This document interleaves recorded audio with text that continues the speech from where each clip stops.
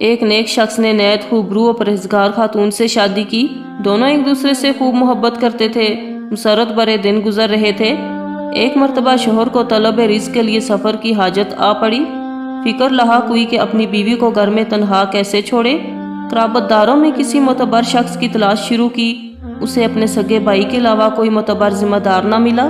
بھائی کے گھر میں بیوی کو چھوڑا، مگر پیارے نبی صلی اللہ علیہ وآلہ وسلم کا یہ فرمان بھول گیا، دیور موت ہے، اور وہ سفر پر روانہ ہو گیا۔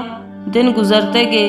ایک روز دیور نے اپنی بھابھی کو شہوت پر اکسایا، مگر اس پاک باز خاتون نے اسے سختی سے ڈانٹا اور کہا، تم چاہتے ہو کہ میری عزت کی دھجیاں بکھیرو اور میں شوہر کی خائن بن جاؤں؟ ہرگز نہیں۔ دیور نے بھابھی کو رسوا کرنے کی دھمکی دی، مگر بھابھی پر دھمکی کا اثر نہیں ہوا۔ کہا، تم جو کرنا چاہو کرو، میرے ساتھ میرا رب ہے۔ اس نیک خاتون کا شوہر جب سفر سے لوٹا تو اس کے بھائی نے فوراً اپنی بھابھی پر الزام لگا دیا کہ تمہاری بیوی نے مجھے بدکاری پر اکسایا تھا، لیکن میں نے منع کیا۔ شوہر نے بغیر سوچے سمجھے اسی وقت پارسا بیوی کو طلاق دے دی اور کہا، مجھے اپنی بیوی سے کچھ نہیں سننا ہے، میرا بھائی سچا ہے، وہ متقی اور خدا ترس ہے۔ خاتون گھر سے انجان منزل کی طرف نکل پڑی۔ راستے میں ایک عابد و زاہد کا گھر ملا۔ دروازے پر دستک دی اور اپنی ساری کہانی عابد سے کہہ ڈالی۔ اس عبادت گزار بندے نے اپنے چھوٹے بیٹے کی نگہداشت پر اسے مامور کر دیا۔ ایک دن عابد گھر سے کسی کام کے لیے باہر گیا۔ گھر کا نوکر موقع پا کر اس خاتون پر ڈورے ڈالنے لگا، مگر عزم و ثبات کی پیکر نے اللہ کی مشیت سے انکار کیا اور کہا، نبی کریم صلی اللہ علیہ وآلہ وسلم نے ہم سب کو تنبیہ کی ہے کہ کوئی شخص کسی اجنبی خاتون کے ساتھ خلوت میں ہرگز نہ ہو، اس لیے کہ ان کا تیسرا ساتھی شیطان ہوتا ہے۔ نوکر نے خاتون کو دھمکی دی کہ میں تمہیں بڑی مصیبت میں پھنسا دوں گا، مگر اس پیکر عفت کے پاؤں میں لغزش بھی نہیں آئی۔ نوکر نے عابد کے بچے کو قتل کر دیا اور عابد کے گھر لوٹنے پر قتل کا الزام اس خاتون پر عائد کر دیا۔ اس اللہ والے عابد کو غصہ تو بہت آیا، مگر اللہ سے اجر کی امید باندھ کر صبر کر گیا۔ 2 دینار اجرت کے طور پر خاتون کو دیے اور گھر چھوڑنے کا حکم دیا۔ اللہ تعالیٰ فرماتا ہے، غصہ پی جانے والوں اور عفو و درگزر کرنے والوں کو اللہ محبوب رکھتا ہے۔ عابد کا گھر چھوڑا، شہر کی طرف رخ کیا۔ وہاں دیکھا کہ ایک بھیڑ ایک شخص کو پیٹے جا رہی ہے۔ اس نے پوچھا، تم لوگ اسے کیوں مار رہے ہو؟ ایک آدمی نے بتایا، اس کے ذمے قرض ہے، یا تو قرض ادا کرے یا ہماری غلامی کرے۔ خاتون نے پوچھا، اس پر کتنا قرض ہے؟ کہا، 2 دینار۔ اس پر خاتون نے انہیں 2 دینار دے کر اس شخص کو آزاد کرایا۔ آزاد ہونے والے شخص نے پوچھا، تم کون ہو؟ اس خاتون نے اپنی پوری کہانی بیان کر دی۔ اس پر اس آدمی نے کہا کہ ہم دونوں ساتھ کام کریں گے اور نفع برابر بانٹ لیں گے۔ خاتون نے حامی بھر دی۔ اس آدمی نے کہا، ہم یہ گندی بستی چھوڑ کر سمندری سفر پر نکلتے ہیں۔ خاتون نے کہا، ٹھیک ہے۔ دونوں کشتی کے پاس پہنچے۔ نوجوان نے کہا کہ پہلے تم کشتی پر سوار ہو۔ وہ سوار ہو گئی اور وہ شخص کشتی کے مالک کے پاس گیا اور کہا، یہ میری لونڈی ہے، میں اسے فروخت کرنا چاہتا ہوں۔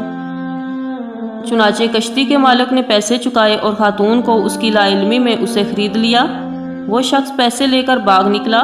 کشتی روانہ ہوئی۔ خاتون اس شخص کو ڈھونڈنے لگی مگر نہیں پایا۔ کشتی کے عملے نے اسے گھیر لیا اور اس سے چھیڑ چھاڑ کرنے لگے۔ خاتون کو تعجب ہوا۔ اس پر کشتی کے کپتان نے بتایا کہ میں نے تمہیں تمہارے مالک سے خرید لیا ہے اور اب تم وہ سب کرو جس کا حکم دیا جائے۔ اس نے التجائیہ لہجے میں کہا، میں اللہ کی نافرمانی نہیں کر سکتی، مجھے چھوڑ دو۔ یہ کہنا ہی تھا کہ سمندر میں آندھی اور طوفان آیا۔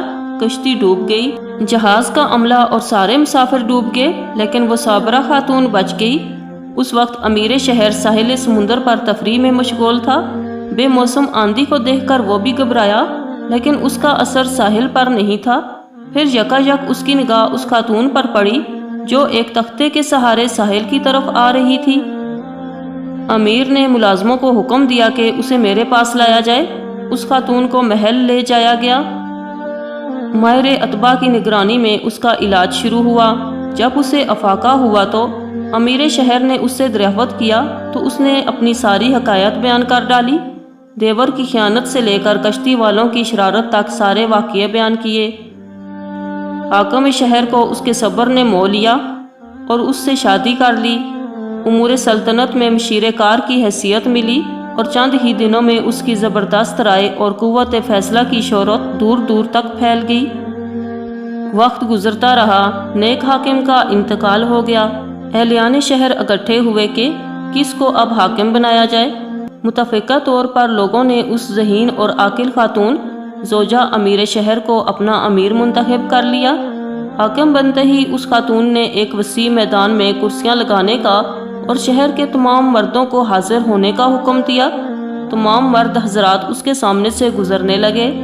اس نے اپنے سابق شوہر کو دیکھا اور کنارے ہو جانے کا اشارہ کیا، پھر اس کے بھائی دیور کو کنارے ہونے کا حکم دیا، عابد کو بھی ایک کنارے کیا، پھر اس نے عابد کے نوکر کو دیکھا، اسے بھی مجمع سے الگ کھڑے ہونے کا حکم دیا، پھر اس خبیث شخص کو دیکھا جسے اس خاتون نے آزاد کرایا تھا، اسے بھی کنارے کھڑے ہونے کا حکم دیا۔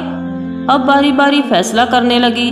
سب سے پہلے سابق شوہر سے مخاطب ہوئی، تم کو تمہارے بھائی نے دھوکے میں رکھا اس لیے بری ہو، لیکن تمہارے بھائی کو حد قذف لگائی جائے گی اس لیے کہ اس نے مجھ پر جھوٹی تہمت لگائی تھی۔ پھر عابد سے مخاطب ہوئی اور کہا، تم کو تمہارے خادم نے گمراہ کیا لہٰذا تم بھی بری ہو، لیکن تمہارا خادم قصاصاً قتل کیا جائے گا کیونکہ اسی نے تمہارے بچے کو قتل کیا تھا۔ پھر وہ اس خبیث سے مخاطب ہوئی، تمہیں جس دوام کی سزا دی جاتی ہے تمہاری خیانت اور ایسی عورت کو فروخت کر دینے کے جرم میں جس نے تجھے غلامی سے نجات دلائی تھی، اللہ کی ذات پاک ہے، کسی کے اچھے عمل کو ضائع ہونے نہیں دیتا۔ فرماتا ہے جو اللہ سے تقوی اختیار کرتا ہے اللہ اس کے لیے ایسے راستے ہموار کر دیتا ہے اور ایسی جگہ سے رزق عطا کرتا ہے جس کا اسے گمان نہیں ہوتا۔ دیکھا آپ نے کہ کس طرح اللہ تعالیٰ نے کرب میں گرفتار خاتون کی مدد کی۔